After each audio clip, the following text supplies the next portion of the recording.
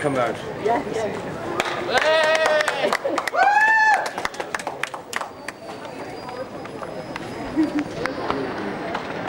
Free Palestine!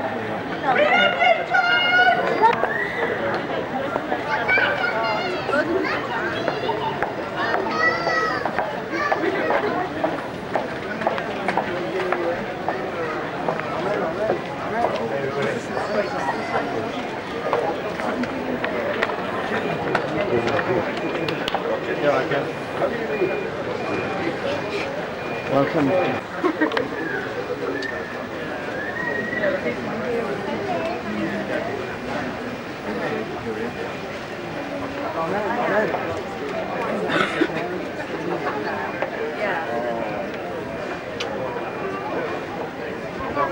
Sorry.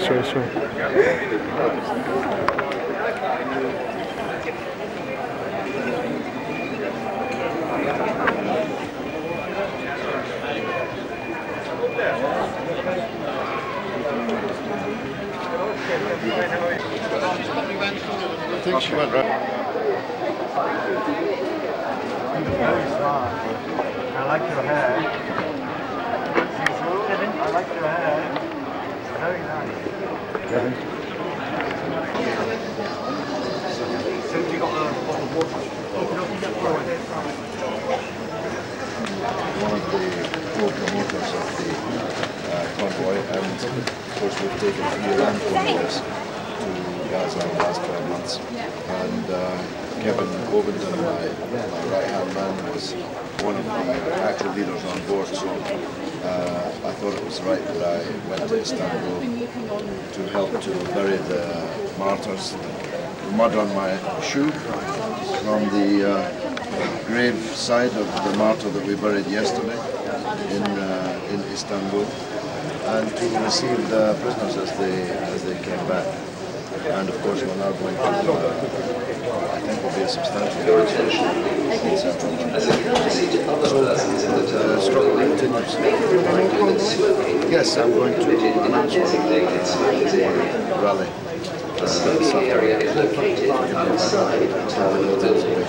But yeah, as I told Israel yesterday at the huge funeral of tens of thousands of people attending, we're coming back by land and by sea.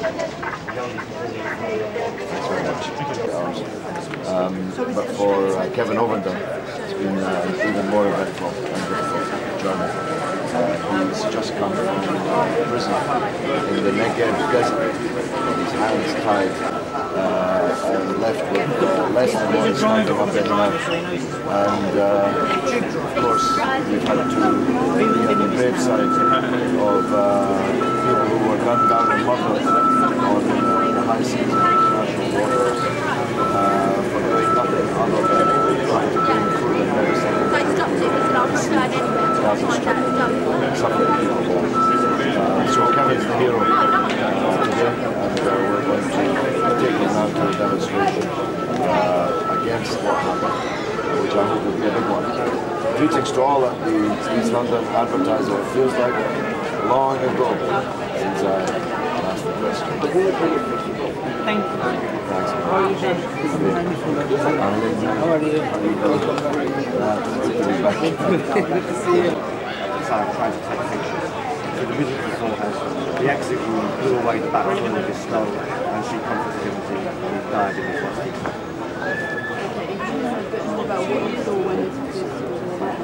I saw, as I say, the sheeting directly in front of me into the right of me. I also saw the helicopter motors, and occasionally I looked side of the soldiers on the top of the roof. I saw one of the soldiers who'd been overpowered, who was being bundled into the ship and protected from any retaliation should there be any, and there was none that I saw in all the house demonstrate that, which again undermines completely the Israeli version of events. They were trying to claim that this was some kind of terror ship. They said this from the beginning. This is a terror ship going to Gaza. What they were terrified of was the fact that it would bring peace, goodwill, olive trees, cement, and determination to live an inhuman, enormous Rachel? No, I'm not. My understanding is the Rachel College is entirely a separate mission. The key thing this week is, in the coming weeks, for me, are twofold. First, to ensure that those who lost their lives are remembered and that the fullest possible investigation takes place into that. And second, that the pressure is increased now to end all of this once and for all. The way to do that is to end the siege on the city of Gaza. Thank you very much. You're very welcome. Are you going to the demonstration I am. today? Can I take your phone number? With Dennis Halliday. But I haven't, I'm not up to date with what's happening. I understand they've been taken to Antioch. Components of the flotilla, along with the Turkish humanitarian organisation IHH, which by far and away was the leading organisation there. I've taken 3 land convoys to Gaza in the last 12 months, and well, if you're at the demonstration, you'll hear me announce a new enterprise in just a couple of hours from now. So I'm where anyone is trying to break the siege of Gaza, because I believe that it's a murderous, completely unjustified embargo. And what like, I'm sorry I haven't followed it, but how have you got on with taking your aid to Gaza previously? It's been very difficult indeed. On the last occasion it was quite a big story around the world, how we were held up in Al Arish, and the clashes with the Egyptian authorities were pretty bloody. 55 people were wounded, but we got the aid through, and we've always got the aid through up to now, and I hope the next convoy that I'll announce in a couple of hours from now will do the same. I spoke at the funeral along with tens of thousands of mourners yesterday in Istanbul, funeral of one of the martyrs. I said to Israel that we were coming back, and we'll keep on coming back by land and by sea until the siege is over, and that's a promise we intend to keep.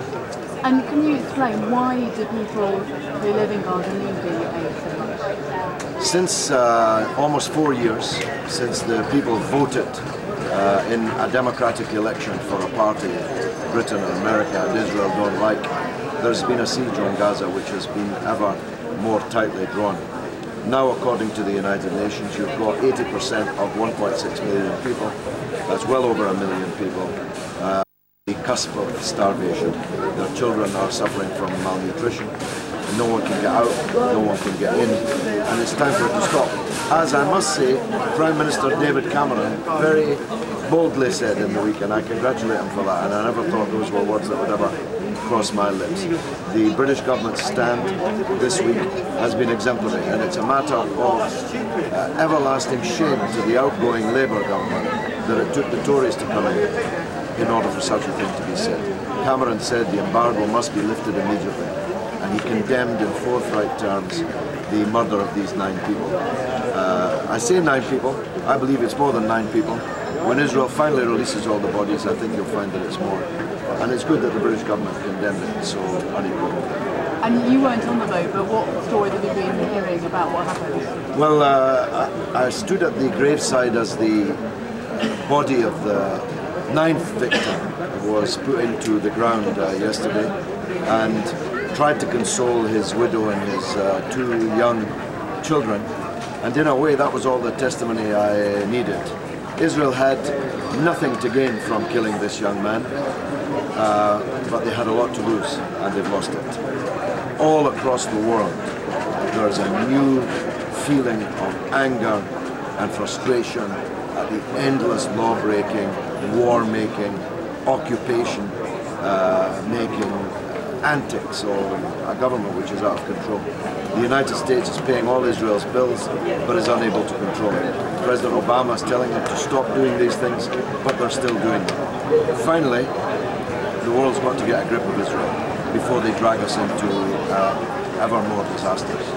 And it's obviously something you've been campaigning on for a very long 35 time. years. Do you think that now might be the time when the tide turns and things change? I really do. I'm old enough to have been heavily involved in the anti-apartheid struggle against apartheid South Africa, and I knew after the massacre at Soweto that the apartheid regime's days were numbered, and I'm certain that after the massacre on the Marmara, on the high seas and international waters this week, Israel's days are numbered. Israel's days as a racist apartheid state are numbered. I'm absolutely sure about that. All right, thanks very much. Thank you. Would I be able to take a contact number for you, please? I think you've got all our numbers in the, not my own personal.